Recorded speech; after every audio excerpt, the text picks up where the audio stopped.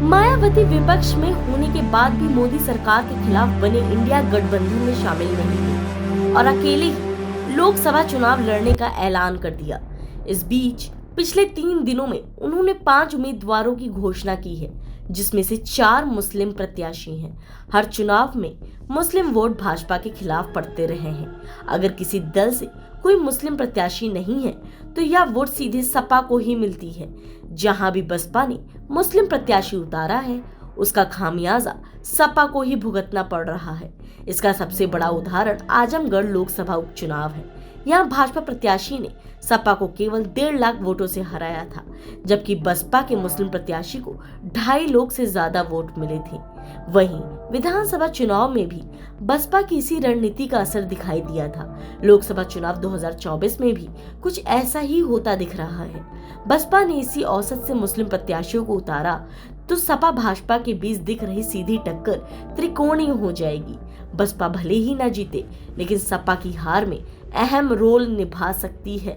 बसपा ने कन्नौज से पूर्व सपा नेता अकील अहमद, पीलीभीत से पूर्व मंत्री अनिल अहमद खान, फूल बाबू, अमरोहा से मुजाहिद हुसैन और मुरादाबाद से इरफान सैफी को लोकसभा चुनाव 2024 में उम्मीदवार बनाया है।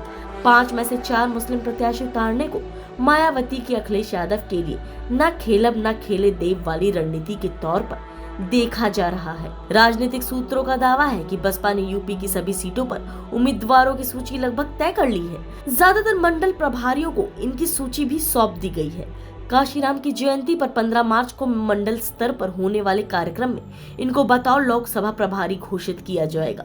इसके साथ ही उन्हें चुनावी तैयारियों में जुटा दिया जाएगा। पहले चरण में सभी सीटों के लिए प्रभारी बनाए जाएंगे। इसके बाद प्रदेश स्तर के लिए उम्मीदवारों की सूची विधिवत जारी की जाएगी। पार्टी सूत्रों का यह भी दावा है कि बसपा छोड़कर जाने वाले कुछ नेताओं ने घर वापसी की है। इनमें से कई पूर्व मंत्री हैं। बसपा घर वापसी करने वालों को भी लोकसभा चुनाव में उम्मीदवार बना रही है। इनमें से अधिकतर नेता दलित, ओबीसी और मुस्लिम हैं। ये ऐसे नेता हैं जिनका अपने अपने क्षेत्रों में जनाधार है। बसपा छोड़कर अन्य दलों में इसलिए गए थे कि कुछ होगा, लेकिन अच्छा ना होने पर घर वापसी कर बसपा के टिकट पर चुनाव लड़ने की स्वयं भी इच्छा जताई है।